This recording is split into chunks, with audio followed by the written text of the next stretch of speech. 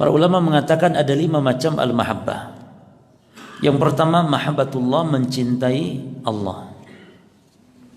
Yang kedua, al-mahabbatu fillah, mencintai.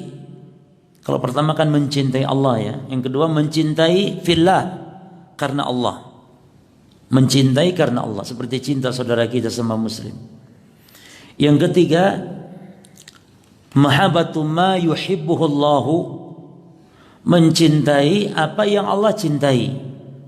Yang keempat, mahabbatu ghairillahi kamahabbatillah, mencintai selain Allah sebagaimana cinta kepada Allah, yang disebut mahabbah asyirkiyah, cinta yang syirik, seperti cintanya orang-orang musyrikin dia kepada Allah dan juga kepada sembahan-sembahan mereka. Dan yang terakhir, al-mahabbah tabi'iyah, kecintaan yang sifatnya tabiat.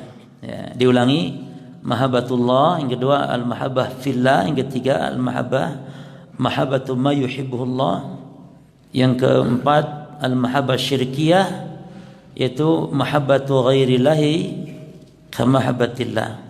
Yang kelima, mahabbah at-tabi'iyah, cinta anak, cinta istri, cinta duit, cinta harta, itu mahabbah tabi'iyah.